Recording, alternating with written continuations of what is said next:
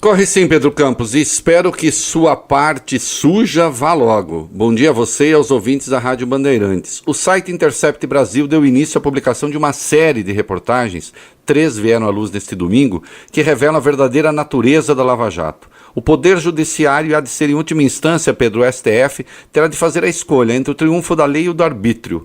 Não se trata apenas, e pois trata-se também, de anular os processos que dizem respeito a Lula. Chegou a hora de desmontar um aparelho que resolveu atuar como Estado paralelo. E cumpre, pois, investigar se, tomando seu Estado de Direito como referência, não estamos diante de um funcionamento próprio a uma organização criminosa.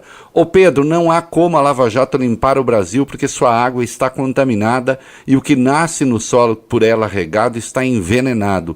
Desde os primeiros meses da operação, como sabem os ouvintes, apontei seu desprezo pelo Estado de Direito, sua parceria indevida com setores da imprensa no vazamento seletivo de informações, a atuação com claro viés político de procuradores e do então juiz Sérgio Moro, a vocação para o espetáculo, a determinação de demonizar a política, a constituição do que me parecia de maneira inequívoca um projeto de poder consubstanciado no que apelidei de PAPOL, Partido da Polícia, integrado por membros do Ministério Público Federal, da Polícia Federal e do Judiciário. E como não é segredo para ninguém, afirmei mais de uma vez que o lavajatismo estava na raiz da ascensão de Jair Bolsonaro como candidato viável.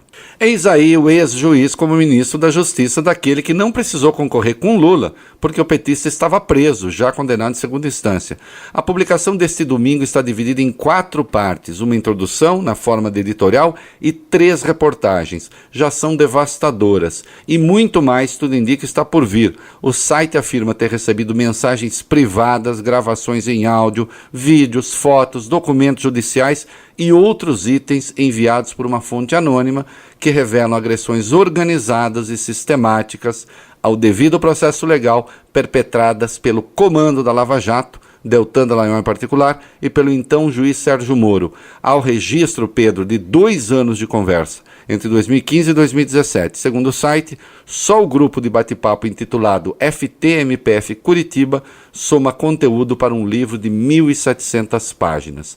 Dado o desassombro que se percebe nas reportagens iniciais, é de se supor que vem coisa da pesada por aí. O que já veio a público, Pedro, é uma soma de horrores. A revelação mais perturbadora está na parte 3 do material divulgado e evidencia que há 5 dias de apresentar a denúncia contra Lula, Deltan Dallagnol estava inseguro porque considerava frágil a ligação entre os contratos da Petrobras e o suposto enriquecimento ilícito do ex-presidente.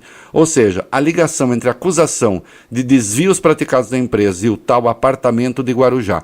Num grupo apropriadamente intitulado Incendiários ROJ no Telegram, Dallagnol escreveu a seguinte mensagem: falarão que estamos acusando com base em notícias de jornal indícios frágeis. Então é um item que é bom que esteja bem amarrado. Fora esse item, até agora tenho receio da ligação entre Petrobras e o enriquecimento. E depois do que me falaram, estou com receio da história do apartamento. São pontos em que temos de ter a resposta ajustada e na ponta da língua. Um dia antes, Pedro, do oferecimento da denúncia, acompanhado do espetáculo patético do PowerPoint, Dallagnol escreveu em outro grupo, este chamado Filhos do Januário 1. A opinião pública é decisiva e é um caso construído com prova indireta e palavra de colaboradores contra um ícone que passou incólume pelo mensalão.